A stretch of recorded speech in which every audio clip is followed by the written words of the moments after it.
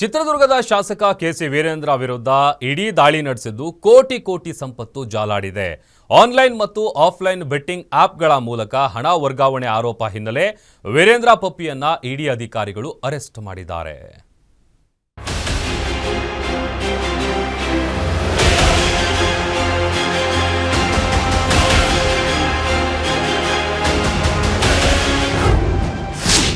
ಕಾಂಗ್ರೆಸ್ ಶಾಸಕನ ಸಂಪತ್ತಿನ ಕೋಟೆ ಬೆಚ್ಚಿ ಬಿದ್ದ ಇಡಿ. ರಾಶಿ ಸಂಪತ್ತು ಹಣದ ಮೂಟೆಯಲ್ಲೇ ಕೋಟೆ. ವೀರೇಂದ್ರ ಪಪ್ಪಿ ಮನೆಯಲ್ಲಿ ಸಿಕ್ಕಿದ್ದೆಷ್ಟು ಆಸ್ತಿ ಗೊತ್ತಾ?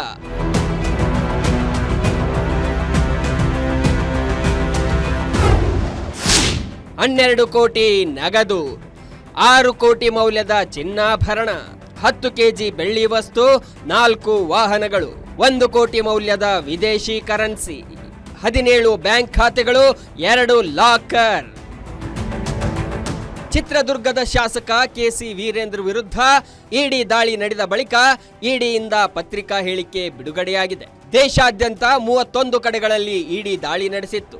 ಆನ್ಲೈನ್ ಮತ್ತು ಆಫ್ಲೈನ್ ಬ್ಯಾಟಿಂಗ್ ಆಪ್ಗಳ ಮೂಲಕ ಹಣ ವರ್ಗಾವಣೆ ಆಗ್ತಿತ್ತು. ದಾಳಿ ವೇಳೆ 12 ಕೋಟಿ ನಗದು, ಚಿನ್ನಾಭರಣ, ವಿದೇಶಿ ಕರೆನ್ಸಿ ವಶಕ್ಕೆ ಪಡೆದಿದ್ದಾರೆ. ಇಡಿ ದಾಳಿ ವೇಳೆ 4ರನ್ನು ವಶಕ್ಕೆ ಪಡೆಯಲಾಗಿದೆ. ವೀರೇಂದ್ರ ಪಪ್ಪಿ ಹಾಗೂ ಅವರ ಕುಟುಂಬದ ಮೇಲೆ ದಾಳಿ ಮಾಡಿದ ಇಡಿ PMLA 2002 ಆಕ್ಟ್ ಅಡಿಯಲ್ಲಿ ಪ್ರಕರಣ ದಾಖಲಿಸಿಕೊಂಡಿದೆ.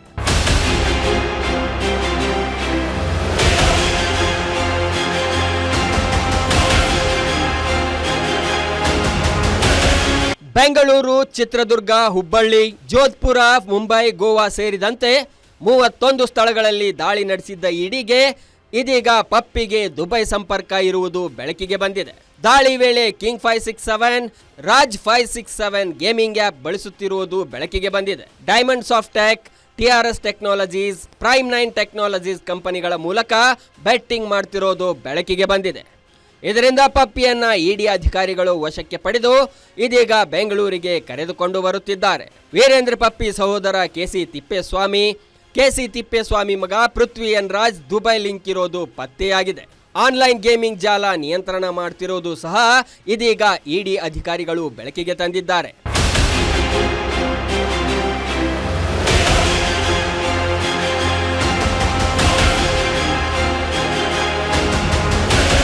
ಇಂದು ರಾತ್ರಿ 11 ಗಂಟೆಗೆ ಬೆಂಗಳೂರಿಗೆ ತಲುಪಲಿರುವ ಇಡಿ ಅಧಿಕಾರಿಗಳು ಏರ್ ಇಂಡಿಯಾ ಫ್ಲೈಟ್ನಲ್ಲಿ ವೀರೇಂದ್ರ ಪಪ್ಪಿಯನ್ನ ಕರೆದುಕೊಂಡು ಬರಲಿದ್ದಾರೆ.